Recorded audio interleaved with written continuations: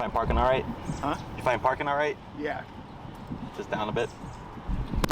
Before we get started, I put on the website on the consultation form, but we record training sessions, Zoom sessions, consultations.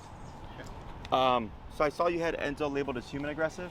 Well, he doesn't like strangers up to him in parks. Gotcha. Hey, relax. So what I'll have you do, so your harness that you have him on actually promotes reactivity, and your harness paired with that flex leash gives you the least control. Okay. So I'm not sure if you're aware, but your flexi leash can snap open if there's enough pressure put against it, and the harness allows him to put the most pressure because it's directly on his chest. I'm gonna have you switch him to your leather leash there, and you're gonna clip it to his flat collar.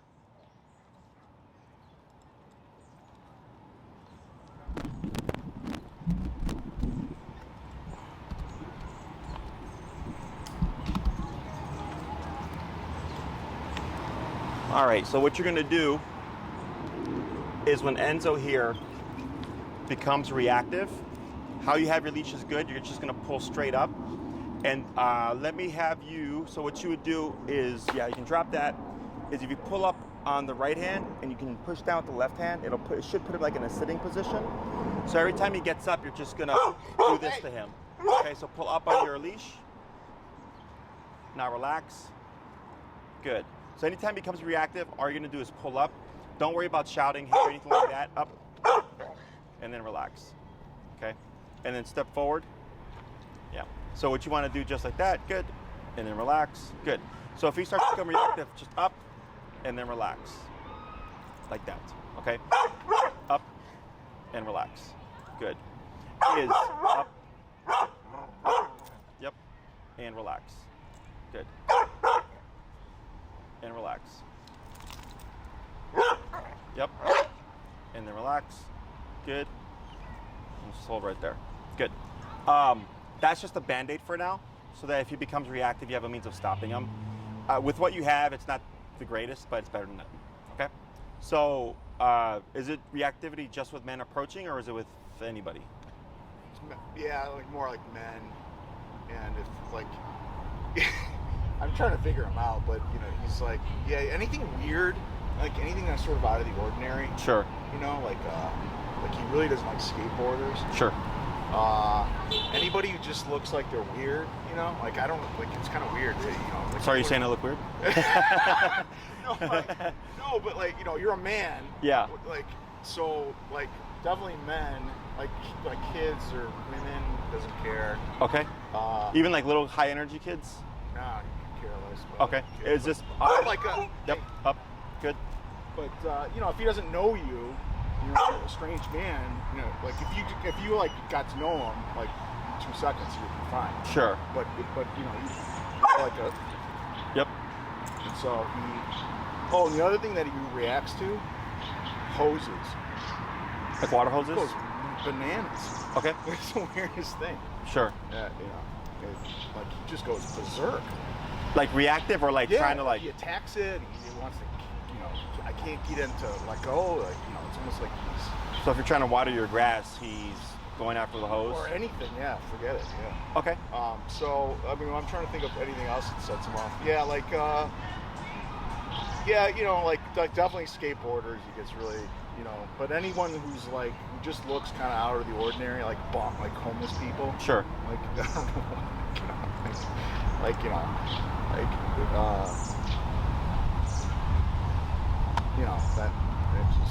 that's it. Okay. And and he wasn't always like this, so I got him, from CACC. Okay. Last August, he was a stray. I got him when he was about 10 months old. Okay. And he wasn't reactive at all when I first got him, but over, the course of a few months.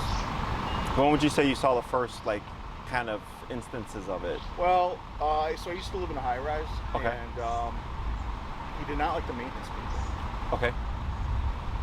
Like the guys that come over to fix shit? Uniforms, very strange. Okay. And this is them entering the home, correct? No, just like... Oh, even in the hallway? Yeah. just Gotcha. didn't like him. Sure. And he can't be dog aggressive at times. Okay. With only certain dogs, I can't figure it out. Some dogs he just doesn't. They just gets into fights with. Mm-hmm. You know. But you know, most of the time he's completely fine. But there's once in a while there's something about some And dog. so does he go to like dog parks and stuff? Yeah. How is he with the people at the dog park? Fine. No Like issues. once he's in the dog park. Yeah. You know. How many times did you say he's had a scuffle at the dog park with like another dog? Oh, several times. Okay. You know. I mean, nothing too bad. But yeah, I mean, you know, definitely. I mean, I had another pit bull. She was, you know, like an angel dog. Mm-hmm. So before that, I had a Weimaraner that was very aggressive. Okay. Bit somebody, and we could never. This is a while ago. It was like 20 years ago. We had a trainer, a dog psychologist. Sure. And he was just so crazy. You know, he was just getting so riled up that we never brought him outside. Okay. And he just got old. Yeah. So he's you know, just very certain things kind of you know, set him off. And he's very strong and very, you know, he has a definitely, you know, has that game, you know, that what do they call it, the Prey drive? or, you know, just he's game, you know, like you know, he'll like I have no doubt if somebody broke into my house, he would kill that person. Okay. You know what I mean? Like, you know, whereas my other pit bull, Probably invite them in. yeah.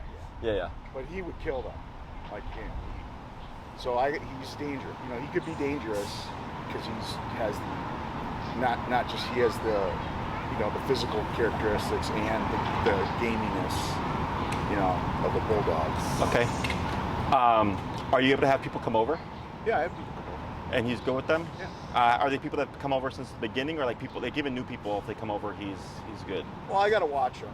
Okay. You know, but I always keep an eye out for them. But yeah, I mean, once they come in and he realizes that they're fine, it's okay. Have you ever had an issue with people coming in? No. No? Okay. It's only been like, I mean, he's never bit anybody, but he's, you know, definitely bit himself, right? Yeah. Might have bit you. Have you had guys come over? And he warms up to them? Yeah. Oh yeah, Okay. almost like. So it's really... I mean, and then like it's the weirdest thing. This dog, he's the biggest baby in the world. Like more than, you know, like anybody. Like if you came over to my house and once he was fine with you, he would not leave you alone the rest of the time. He'd be like snuggling in your lap and licking your face, and you know. So I don't. He's just a very weird dog. Okay. You know. And have you always walked him on that harness, or is that something new? Well, I started walking him with the harness in the fall. Okay. Because he was, you know, pulling a lot. Yeah. And that helped me. I don't know, you know, for some reason, it helped him not to pull. Okay. I don't know why. Okay. You know, he just didn't pull when he was on harness. Do you walk him with the flexi, or is that... Yeah, I was, yeah. Is how much range do you give him on the flex? Well, it depends on where we are. From the, you know, like I live in Logan Square, so I always go down to Palmer, Square Okay. Park, and Humboldt. And, you know, if it's wide open, I let him Just go and explore. Sure. Yeah. You know. Once in a while. I mean, but most of the time, you know, close. Okay. Have you ever outside, like let's say you came across someone and he was reactive, has he then been able to meet that person, or it's like you see him be reactive and you just keep him away? I keep him away. Okay. I mean, you know, it's all strangers, so it's Yeah. not like, you know. I mean, and then once he starts doing that, I mean, I don't think people are super motivated to get to know him. Sure. Okay. Anything else? He's very stubborn. Okay. You know, like my other dog. You know, and again, pit bull girl though. She was very, and I've had dogs. This is like my 5th dog since, you know, And he, of all the dogs they had, he's the least willing to please his owner. Okay. You know what I mean? Like he just doesn't have that in him. Like, you know, like a lot of dogs just, you know, really want to, you know, please the owner, you know, like they want to, he's kind of got his mind of his own. Sure. Like, and so, like I started training him, like, you know, on leash, and then in the, you know, in a controlled setting, you know, to do basic commands and things like that, and you know, he learned it like immediately. Okay. But then when you get him outside or off leash, he doesn't fucking listen. Like, Sure. He knows the leash is off. Yeah. And then, you know, and then I have treats, and he's kind of food motivated. So, but you know, he's kind of like a lot of times, like if I just let him run, he would, you know, he probably wouldn't come. He wouldn't run away, but he would not listen to me. Yeah. It's like And even if I hearing. had a treat, he'd be like, "Yeah, fuck you." Sure. I know I'm off leash. I know you can't catch me. Correct. You know, and so, and then I've tried the 30-foot leash. You know, like the, you know, with the, you know, where you kind of have them go out. Uh-huh. You know, I used to do them with my other dogs. You know, I train him on that, but he's like, he knows when the leash is. He doesn't, you know, he'll listen. Sure. And I'll be 30 feet away. I'll pull him, you know, and I'll say come, and he'll come. As soon as I take the leash off, he's like, ah, fuck He's you. out. Yeah. No, I gotcha. Fuck you, I got a leash on. I know. Like he's really smart though. He can open the back door. He can open cabinets. So I know he's really smart, and I know he's almost maybe too smart for his own good. You know, like he knows when he doesn't have to do something. Right. No, I gotcha. Is there anything else that you're trying to address, or is that your primary concern? Is just that reactivity and the? Well, yeah, the reactivity for sure. I mean, I don't, you know, like I've abandoned, you know, the idea, like my old dog, I could take her and bring her off leash and stuff like that. I just don't think I'm ever going to be able to trust him off leash, you know. And, you know, it would take years. So I don't care about like off leash training as much, because I just wouldn't. It would take me years to feel comfortable that you know, he wouldn't, you know, hurt somebody. Sure. You know, or a dog, or go attack somebody. Okay. Anything else? And you know, otherwise he's a great dog. You know, I mean, he listens in the house. There's no problem with him listening in the house. Or when, you know, he listens when he knows he has to. So, and he's never growled. All my other dogs have growled at me at some point. He's never growled at me or shown any aggression to me. Okay. He's very good. He's not food aggressive. He's not toy aggressive with other dogs or anything like that. I gotcha.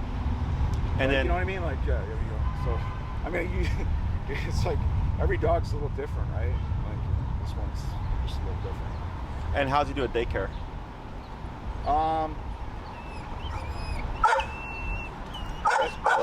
Hey. Yep. And then relax. So, he's been at 3 daycare places. One in the suburbs when I had to live in the suburbs for a little while, and then one in Logan Square on Armitage. Okay. And then another one, that dog hotel on. Yeah, it's like south or whatever. I'm like, yeah, it's like, I think it's like on Division near Division. The Halstead? Yeah, I know what you're talking about. And he was fine there. The one in Logan Square, there was one dog that he ended up getting in fights with. Okay. And then they just said, hey, we can't really tell which one's starting the fight, but we think it's, you know, maybe more him. So they said no. Gotcha. But that place is a little, it's like you know, they have a small room and then an outside, and they just let all the dogs, like, you know, it's chaos. Yeah, it's just a free for all kind of. Yeah, it's a free for all. I gotcha. And I don't know, you know. I mean, I kind of read your website. You guys don't do that in yours. No, we do smaller groups. Yeah, and then you know, you've got more structured stuff. And correct. It's not just letting them just free for all. Correct. They, you know, if we've trained the dog, they can do like what we call duration work, where they lay down while everything's going on. Yeah. They do treadmill time, and then they do playtime if they're social. If they're not social, they do ISO time, where they can play with the ball or whatever, or play with one of the handlers. And then they also get decompression time in the kennel just to chill for a bit. Yeah. I don't think that free-for-all is a good environment for them. It's not a good environment for any dog. Yeah, no. Okay. That's why it's so loud for a lot of them when you go to. You know, there's a constant barking. You know, that's stress a lot of times. You know, Yeah. stress or overstimulation, and then people don't understand that being in that environment all day, even for the human. You know, if you ever walk in there, like I can't imagine how employees actually work in that environment because it's just constant, Yeah, it's like loud. Yeah. No, I run a quiet kennel. Yeah, so after he got kicked out, I was just keeping him at home and hey, Up, yep. And so relax.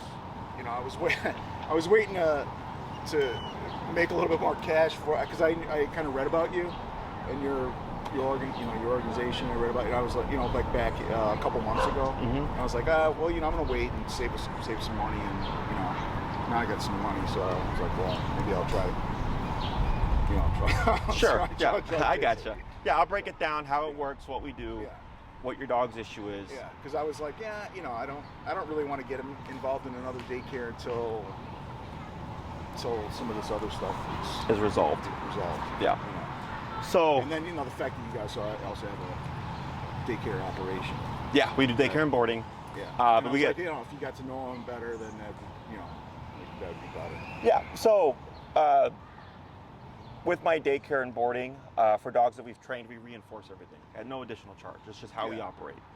So whereas other places, like they charge you for every little fucking thing that they have you have them do with their dog.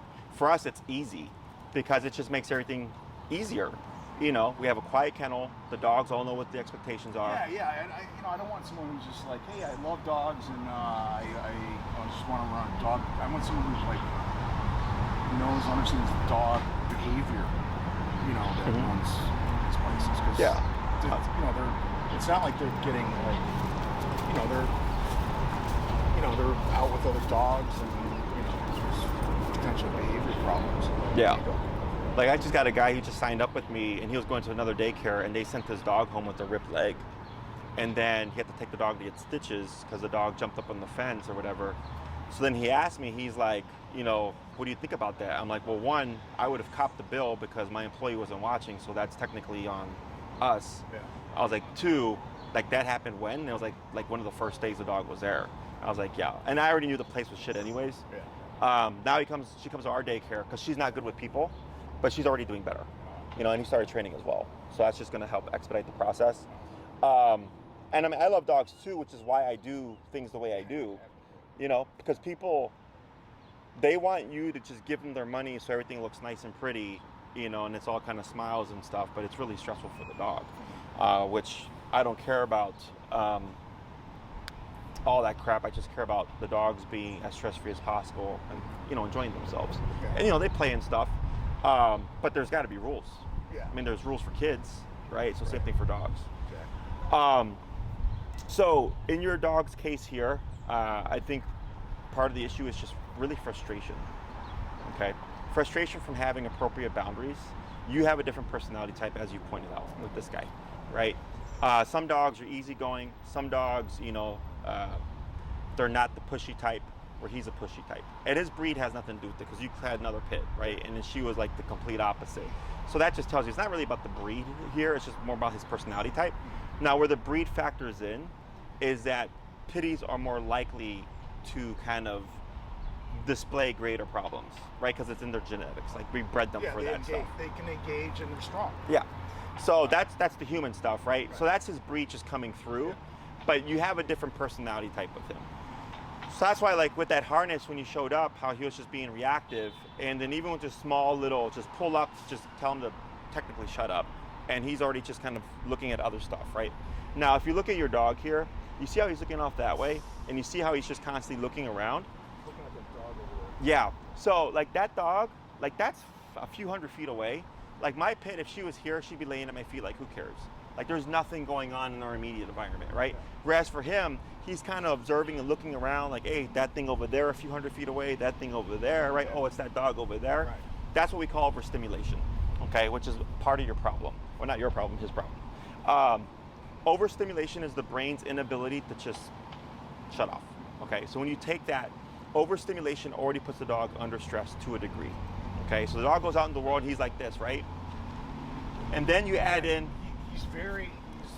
that's a good, very perceptive, because like that's one thing I forgot to mention is that he's very curious. Mm-hmm. You know what I mean? Like he is, if you bring him somewhere, he's got to check everything out.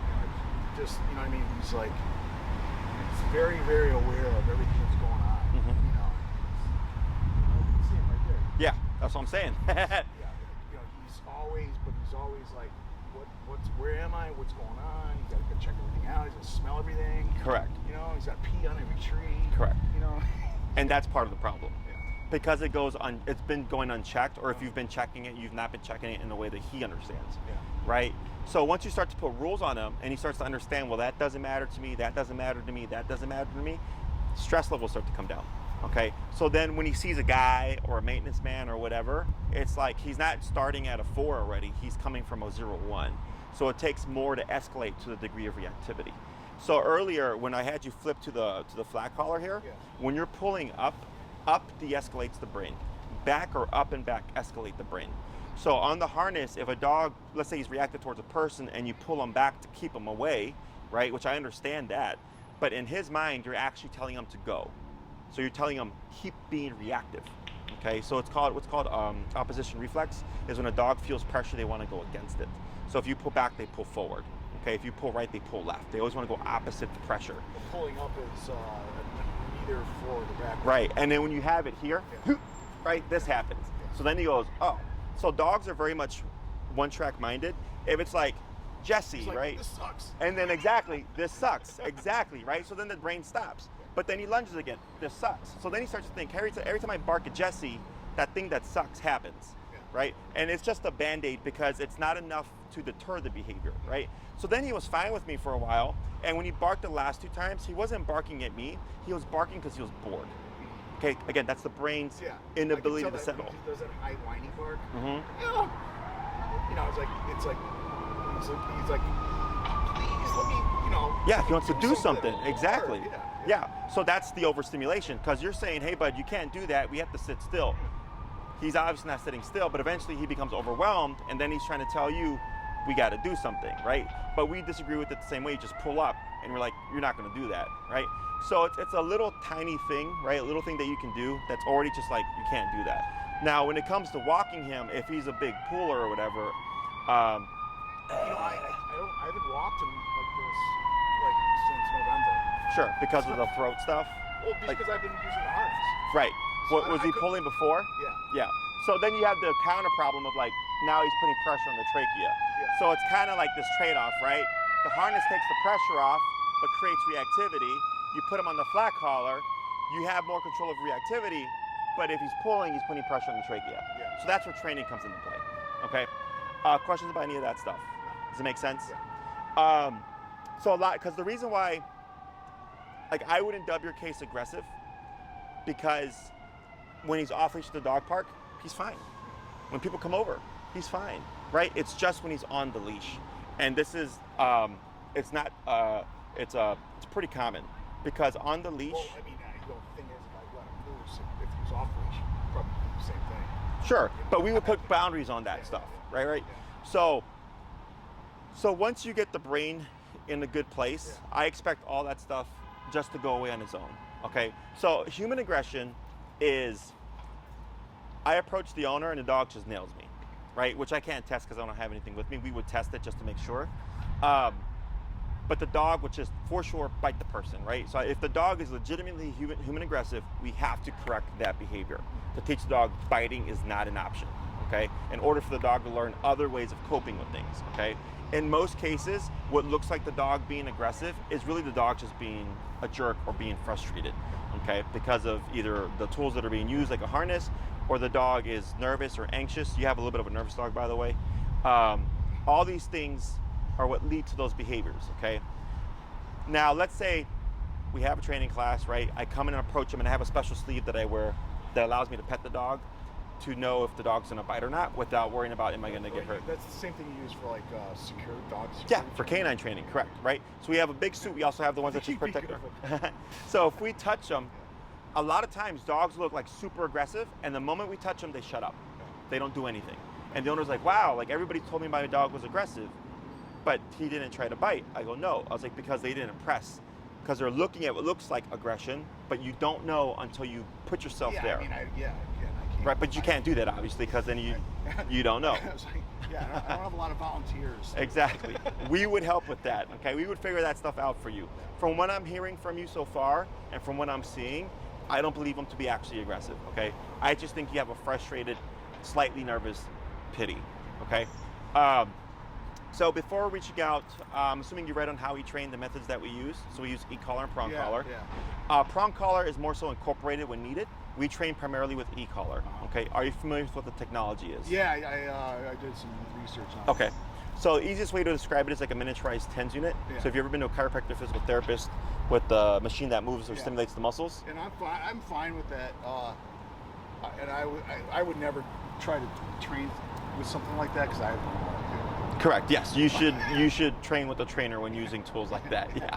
Okay. Because most people, when they think about e-collar, they usually think about it as punishment based. Yeah. So what that means is they'll take, let's say I have a dog like yours, right, and I don't know what I'm doing, and my dog becomes reactive. They usually just slam the dog because they're thinking aggression. Yeah. We don't want that. Yeah. So I'm going to come in at the harshest level I can do. I figured if I did it, I'd probably do like something that would actually make him more fucking like crazy. Right, You know? if you do it the wrong way, correct. Because the dog doesn't know why it's happening, okay? So that is technically an approach, but it's not the first approach. Yeah. Okay, the first thing that we always do is start with regular leash heel training, where the dog is walking at your side with a completely slack leash, and I don't care what the environment is, which is why we're here. So my client after you, I mean, we're training in the middle of Oz Park. Now this is not busy, this gets crazy busy. Right? So we'll be here at the client and we're training in the middle of Oz Park and there's all this shit going on and we're getting functional obedience, right? So for the owner, they're like, wow, like this is actually working here. Yeah. Right? Because, that's another thing I liked about what you did because I don't think it makes sense to train like inside in some room. Right. He's just gonna learn that I need to do it. I swear to God, he would probably learn how to do it in that room and then after we got out of there, he'd be like, fuck you. It's a reset, yeah. So that's why we train here, because for the owner, it's reassuring for them to be able to see the results in a realistic environment. Okay.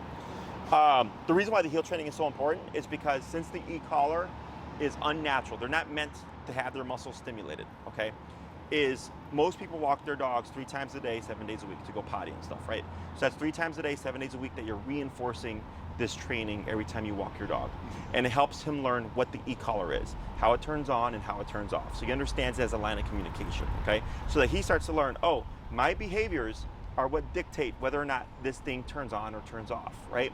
So as opposed to seeing as only coming in when he's being crazy, right? And the dog doesn't understand it, the dog goes, oh, okay, if I get past that, this thing goes off. If I bark at someone, it goes off. But if I just like walk right next to him and I'm chill, nothing happens, right? So it's like with humans. I know if I don't run a red light, I don't get a ticket, right? If I stop at a stop sign, I don't get a ticket. If I don't speed on the expressway past the cop, I don't get a ticket, right? So we know to avoid these things by not doing those things. Yeah. Similar for dogs, but they have to understand how, okay? So the heel is the first thing we always teach because that sets the foundation for everything. Plus, you're dealing with leash behaviors, right? Leash reactivity, lunging and barking at people. So this sets the framework, and then we see what does it fix. I have a client right now. She has some kind of Aussie Doodle mix, very reactive dog. She had 2 trainers. Dog was still reactive. Okay. We did 1 class on e-collar. She came back the following week, no reactivity. Right. We've been training for about 2.5-ish months because she had to go out of town a couple times. She's only seen reactivity once since she started training. And it was because she turned a corner and she saw a dog and there was like a sudden moment, but she just pressed the button 1 time, the dog stopped, everything was fine, right?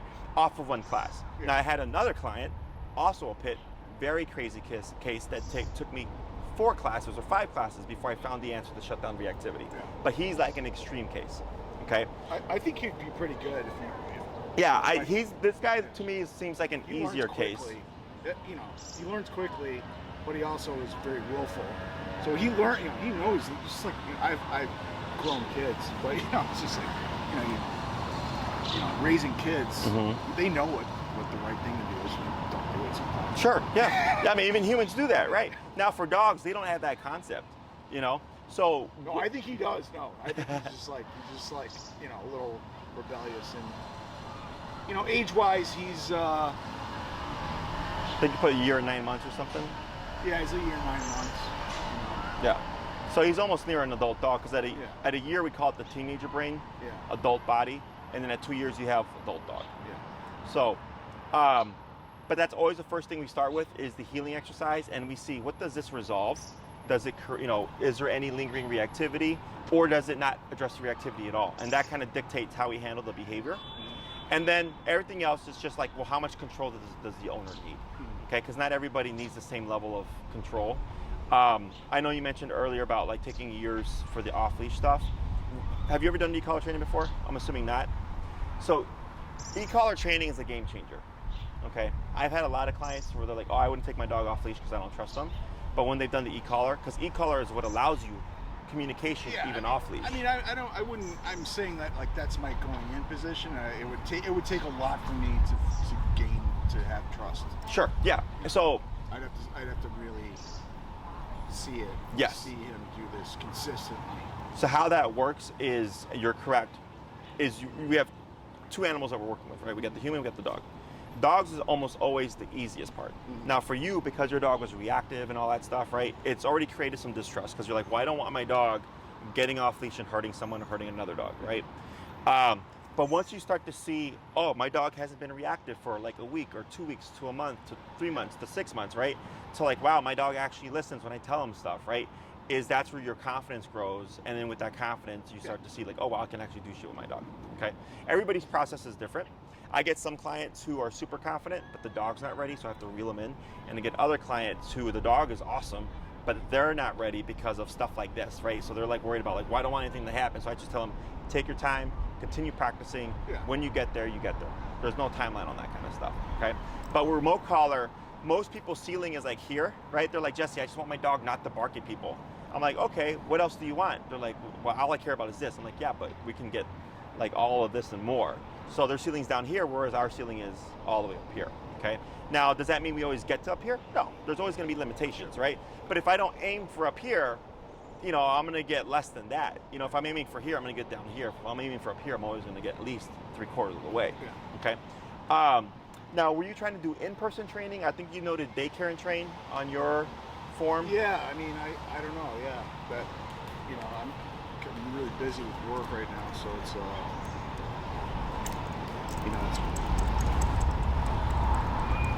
but I don't know, I wasn't sure. Okay, I'll give you like a pros and cons of each, and then what you decide to do is whatever, okay? You would get the most value out of in-person, okay? Because let's say I'm here with your dog. Like right now, you said I just gave you a couple of simple tips just to get him to quiet down so we could talk. Similar, except you'd have your tool, and I coach you through everything, okay? So I don't even have to touch your dog. I just walk you through everything, okay? So you're here in real time, figuring shit out. If your dog becomes reactive, I walk you through stopping the behavior using the tools that you have. And then I give you your homework and I say, rinse and repeat for the next week, okay? You come back a week later, you fill me in, hey Jesse, great week, bad week, intermediate week, right? Progress, no progress, blah, blah, blah, blah. I go, okay, cool. We're gonna work on the second half of heal, because it's a two-part exercise. Make some tweaks, right? Have the class, see you in a week. You come back, you give me more feedback, right? So if it's, hey Jesse, we saw reactivity only a couple of times, I would say, when were those times? Oh, we had a skateboarder. We haven't seen a skateboarder since we started training. So I go, okay, the skateboarder is a pretty intense thing then, right? And it can be, we're getting on the elevator or something and then the maintenance man walked out. I'm like, all right, that's pretty abrupt. So that makes sense why that would happen. So then we make adjustments and I give you insight on how to kind of prepare for the unexpected, how to handle those situations with the skateboarder, because you can't go out and have a guarantee of I'm going to see a skateboarder, right? It's going to happen when it happens. So I give you the tools. So then the third class is most likely kind of closing the gap on any residual reactivity. And then by the fourth class, we're working on other stuff, okay? And then we keep tabs on things to make sure everything is going as progressed. Would you be able to do daycare? Yeah. So when it comes to the length of time of a program, whether it's the Daycare and Train or the in-person, comes down to how much control that you want, okay? So the pro of an in-person is you learn a ton more. You already convinced me to do in-person. You want to do in-person? Okay. You learn a ton more, okay? The only con is it just takes longer because you're doing it, okay? So in terms of if you want to do in-person then, we have 3, 6, 9, and 12-week programs, okay? I usually tell people, unless all you care about is just walking your dog, the minimum is almost always going to be around 6, okay? Because it also covers recall. So if we're doing a 6-class program, we got 2 on heel, right? Let's say we have residual reactivity, that'll be class 3. By class 4, we'll be jumping into recall, okay, which is come when called. I like to get that in as soon as possible because recall takes the longest to teach because you got to come to the park, you got to find the time to do it, hope that there's distractions, call your dog back using the tool. It usually takes a few months, whereas heel is faster because people walk their dogs 3 times a day, 7 days a week, okay? The 5th class could be something like stationary control, which is like go to a spot and don't move, which would be reinforced at daycare. The 6th class, we could call it a variable, okay? So if it's like, hey, Jesse, had a couple instances with reactivity. Frisbee? Does he? I was like, well, if he already has drive, I can help you. 6th class is a variable. It's Frisbee, it's a variable. So if it's like, hey, I'd like to review recall again, or if I'd like to review heel again, we could do so. Or if it's like, hey, Jesse, everything's great, what else can you teach me in the class? We cover something different, okay? If you did like a 9-class program, that's more of like intermediate off-leash. We cover more commands, so there's 6 in total: sit, stay down, come, place, heel, okay? That are meant to be functional. They're meant for you to be able to live with your dog and do things with your dog. The 3 I always care about the most are heel and recall and place, which is stationary control, okay? Those are the 3 like most important in my opinion. Sit, stay, and down are kind of like, if you use them, you know, if you think they'll be handy, I teach them. So if you want to make sure you cover all the commands, that would be 9 classes, and I can help you take your obedience further where you're pushing more towards off-leash. If you do the 12-class program, you're coming to me and you're saying, hey, Jesse, I want the whole 9 yards. I want everything. I want a dog that's non-reactive, and I want a dog that's really well trained up to off-leash level, okay? So all commands can be built to an off-leash level. It's just whether or not the owner is willing to do the homework. And it's not complicated, it just takes time. So if you do a 12-week program, and I see that, I structure things differently than if you started with the 6-class program, okay? So you kind of have to decide. It helps. So if you do 6, I look at it as, okay, I got 6. To fix the problem. So I'm going to focus on the problem, right? If I have 12, I know I can play with things a bit because I know you're wanting something more, right? So if you do 6 and then another 6, 1, it's structured much differently. 2, we don't prorate the programs because after you've booked your program, if you decided to extend or do another 6, you would have to do the rebooking process again because the time after your program is done might already be booked with another person. So then you're like back in line to book again. Does that make sense? Whereas if you do 12, let's say, what's today? Tuesday at 5 work for everybody. Tuesday at 5 for 12 weeks plus 1 would be your time. We would just see each other regularly once a week, okay? Now, also with the longer programs, if everything's going well, probably around class 9 or so, is we start to space them out, okay? And I might say, don't come back for class 10 until you think you're ready for the next step, okay? Because to do off-leash stuff, it's a lot of go out and practice. So if we try to meet once a week, sometimes the weather sucks, sometimes life happens, work happens, you're just busy, right? So then you come back, it's like, Jesse, I only did 2 sessions. It's kind of pointless then, right? So I've learned to just tell people space them out at that point, because at that time you'll know kind of everything, and it's like going out and practicing, and if you screw up or if he screw ups or if you make a mistake on something, and then it's like, okay, a month later you come back and like, hey Jesse, this is where I'm at. I watch and I go, okay, these are the next steps, right? And then you go off and practice again, come back 2 months later, hey Jesse, I'm ready for class 11, right? So by the time we finish class 12 or even starting class 12, your dog is pretty much already off leash trained. Does that make sense? Whereas a 6-class program, it's pretty much week by week, okay? So I don't care what you do. The minimum would be 6 classes that I would recommend for you. If you want more, 9 or 12 are options. 9 is a nice middle ground. 12 is just really if you do everything with your dog. You walk with your dog, take them to, you know, picnics and parks and the dog beach and hiking and all that stuff. That's really what a 12-week program is for, is people that do take their dog everywhere and do everything with their dog, okay? Questions on any of that stuff? Just as added FYI, in case things happen with your schedule and stuff, with the daycare and train, the con is that the training's tied to our trainers, and then we have to transfer it to you, so you don't really see the learning process. Now, we do record all the sessions, so you see your dog, you know, kind of learn everything, but to help kind of bridge that gap, and you get plenty of follow-up to make sure you retain everything, but that is just one con to the daycare and train, is it's tied to us, we have to transfer it. The pro to a daycare and train is we get things done faster, because obviously we're trained to train dogs, you know. But in person is definitely is the most value. Okay. Questions on any of that? No. How much does your dog weigh? 67 pounds. Okay. So the collar I'd recommend for him is meant for a 70-pound dog and over. He's fine. He's just under by 3 pounds. The reason why I recommend that is because since he is a pitty tends to be a bit more resilient than most. Right? So all it means is we get more from less. We have more output. So like if you did a low-powered collar, your numbers would be higher than on the higher-powered collar. Yeah. Okay. So this way you have the best collar. You don't have to worry about a thing. Okay. Because we have had dogs where the collar is not enough power, and they're lunging and barking, and they could care less about the e-collar. So that's why the appropriate size and model is always very important. And we would provide you with that information. Maria will email it to you. I don't think we'll need to use a prong collar. If we need to, we'll fill you in on it. It's mainly to give yourself more leverage over him, but I don't think your case is, I don't think he's gonna really need it, but time will tell. I've been wrong before, but it's not often. Most common question that I get is, when does the e-collar go away?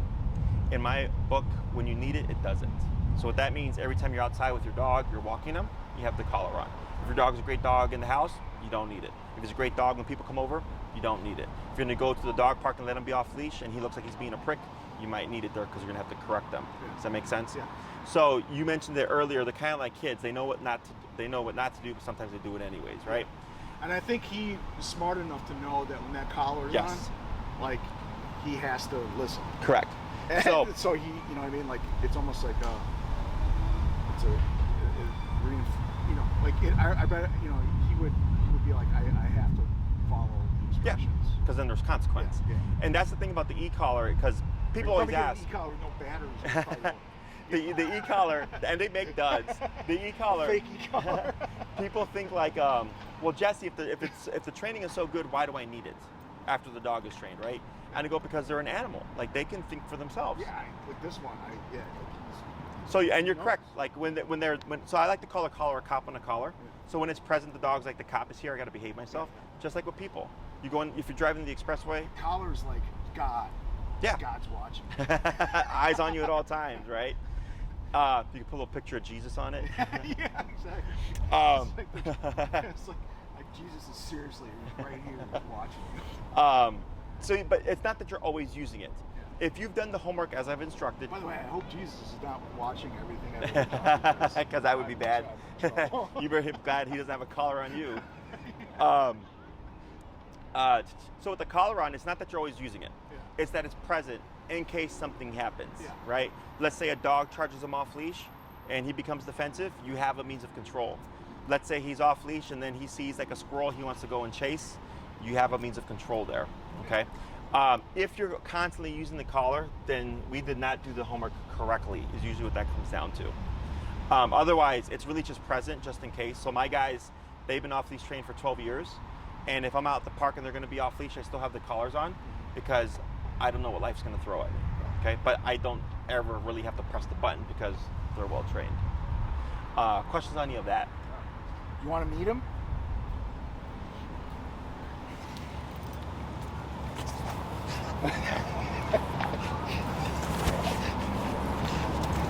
So I can see the pushiness you're talking about. Yeah. It reminds me of my pet. My daughter says that whenever she comes over, she's like, I think he wants to crawl inside my skin. Sure. Oh, yeah. He wants to wear me as a suit. Okay. Going to bring him in? There you go. Pull him in. Like, and then you know what? If you came over to my house, I'd be dead to him. Oh, because he'd forget about you? Sure. Yeah. Good. Go to bring him in? Yeah. So. He's not used to this. So that's why, if he was really aggressive, when I crouched down, he would have reacted. And he would have become defensive again. Whereas when I crouched down, he just invited himself. Now, the way he invites himself, because it's kind of like no rules. Yep. Up. Yep. And then relax. Good. Up. And then relax. There you go. Now I think he wants to. Yeah, up. Because the brain is stimulated because he was getting all that attention. Yep.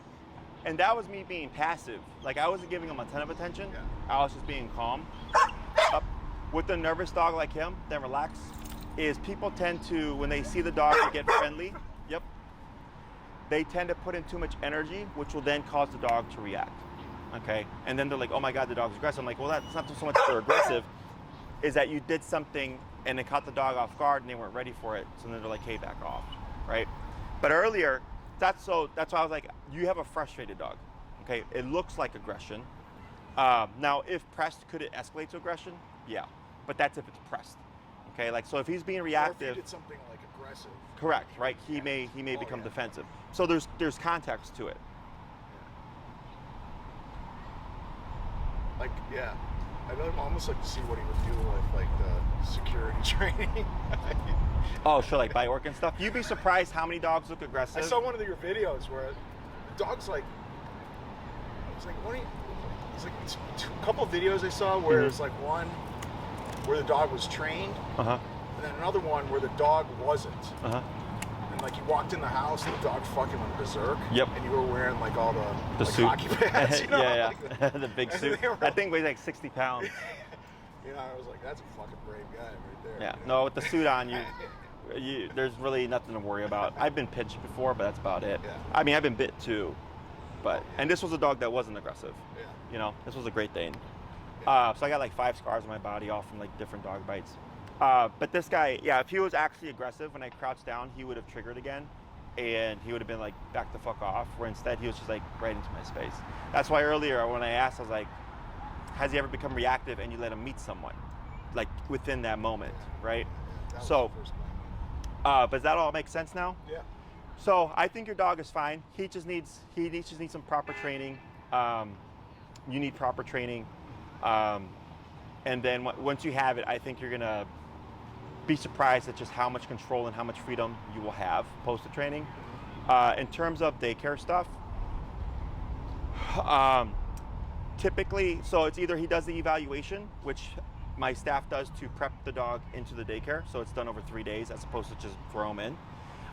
Or you could do training and then wait after at least the second class and then bring him in. You'll still do the evaluation, but at least you'll have a baseline. Maybe that's what I'll do. You could do either or. The gentleman, I had a client who just started this Sunday actually, and his dog was doing daycare. It's the one that cut its paw open on the fence or whatever, because he needed to take her somewhere. So he brought her to us, but she needed to be muzzled because she was pretty more intense than this guy, and there was some intent there. But she's already doing better with my staff. So Maria can help provide you the information for the registration stuff, but she handles solely my calendar and bookings. So then if you, for whatever reason, decided to do a daycare and train, she would transfer you over to my facility and then they would book you, because she works from home, okay? Yeah. And then my facility is a separate thing. Anything else? So for in-person, I recommend at least 6 classes. 9 is a good buffer. 12 is if you just want a really well-trained dog. If you have to go the daycare and train route, think of 1 week of our time as 3 weeks of your time. So he would be, if you did a 6-week program with me, that's like a 10-day program for a daycare and train, okay? And then the 15-day would be like a 9-week program, and then the 20-day is like a 4-week program. And if you need my staff to clear that up, just ask them and they'll give the information again, because I know it's a lot, okay? But at least 6 classes if you're doing in person, at least a 10-day if you're doing a daycare and train. Okay? Anything else? All right. Nothing out of the ordinary, pretty usual stuff. Yeah. I don't think you have an aggressive dog. I think you have a frustrated dog. And I think he'll do real well. Okay? All right. Anything else? No, thanks. Glad I got this schedule. Yeah, if you forgot to ask.